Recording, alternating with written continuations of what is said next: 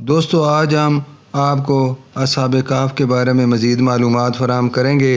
جس غار میں اصحاب کہف آرام فرما رہے تھے، ایک طویل زمانہ گزر گیا۔ ایک دور کے بعد دوسرا دور آیا اور گزرتا چلا گیا۔ مدت کے بعد اتفاقاً جنگل میں کسی چرواہے کو بارش نے آ گھیرا۔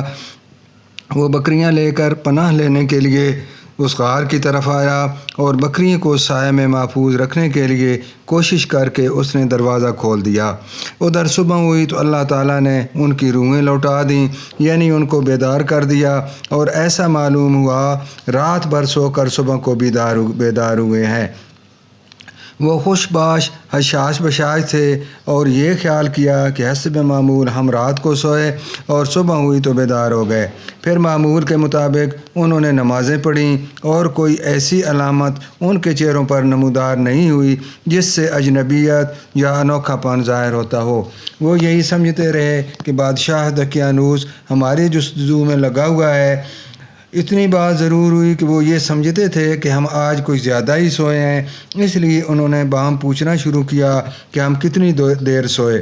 کسی نے کہا 1 دن، دوسرے نے کہا کچھ کم 1 دن سوئے ہوں گے۔ صبح صحیح مقدار کسی کو بھی معلوم نہیں تھی۔ بالآخر بول اٹھے کہ اللہ ہی جانے ہم کتنے وقت تک سوئے رہے۔ نماز کے بعد انہوں نے اپنے ایک ساتھی جس کا نام تملیخہ تھا اور جس کے پاس سب کا خرچ تھا کہا، ذرا جا کر خبر لاؤ کہ اس ظالم کے سامنے ہمارے آنے کے بعد لوگوں نے کیا کیا باتیں کی۔ تملیخہ نے کہا، تم اسی شہر میں ہو اور وہ ظالم چاہتا ہے کہ تم کو پکڑوا لے اور تم اس کے بتوں پر قربانیاں چڑھاؤ، اور اگر انکار کرو تو وہ تم کو قتل کرا دے۔ جو اللہ چاہے گا وہی ہوگا، فکر کس بات کی ہے؟ دوسرا ساتھی جس کا نام مسلمینہ تھا بولا، دوستو خوب سمجھ لو کہ تم نے اللہ کے سامنے جانا ہے۔ اللہ کے اس دشمن کے کہنے پر اپنا ایمان چھوڑ کر کافر مت بن جانا۔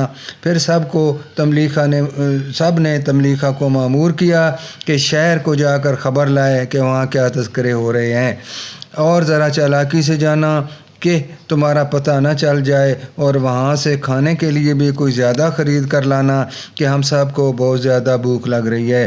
تملیخہ تیار ہو گیا، اول کپڑے تبدیل کیے اور دوسرے کپڑے پہن کر دقیانوسی سکہ لے کر باہر نکلنے کے لیے چل دیا۔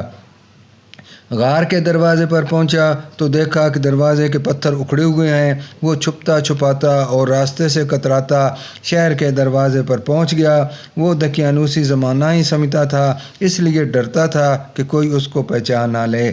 اس کو معلوم ہی نہ تھا کہ دقیانوس کو مرے ہوئے 300 برس گزر گئے ہیں۔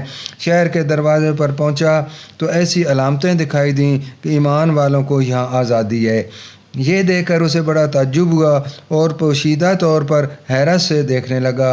پھر اس دروازے کو چھوڑ کر دوسرے دروازے کی طرف گیا، وہاں بھی وہی علامتیں دکھائی دیں۔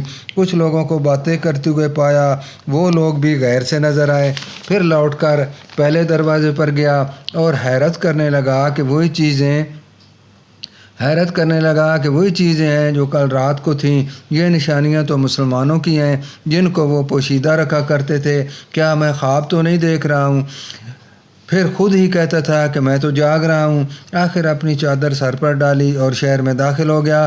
چلتے چلتے شہر میں پہنچا تو وہاں لوگوں کو حضرت عیسیٰ علیہ السلام کی قسمیں کھاتے ہوئے سنا تو اس کے دل میں ڈر پیدا ہوا کہ میں راستہ بھول گیا ہوں۔ ایک دیوار سے ٹیک لگا کر کھڑا ہو گیا اور دل ہی دل میں کہنے لگا، کل شام کو تو سوائے چند آدمیوں کے اس سرزمین پر عیسیٰ علیہ السلام کا نام لینے والا کوئی نہ تھا۔ آج صبح کیا بات ہو گئی کہ جس سے سنتا ہوں وہ بے دھڑک حضرت عیسیٰ علیہ السلام کا نام لے رہا ہے؟ شاید میں کسی انجان شہر آ گیا ہوں، مگر یہ ہمارے شہر کے قریب تو کوئی اور ایسی بستی بھی نہ تھی۔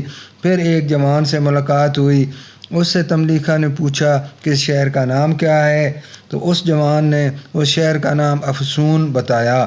تملیخہ نے دل میں کہا، شاید میں مسلوق الحواس اور بے عقل ہو گیا ہوں۔ اب تو میرے لیے یہ مناسب ہے کہ میں یہاں سے نکل جاؤں، اس سے پہلے کہ میری بے عزتی کی جائے یا کوئی اور افتادہ مجھ پر آ پڑے اور اس میں مارا جاؤں۔ دوستو، ہم اس آڈیو کا بقیہ حصہ انشاءاللہ آپ کو اپنی دوسری ویڈیو میں بتائیں گے۔ امید ہے آپ کو ویڈیو پسند آئی ہوگی۔ بہت بہت شکریہ۔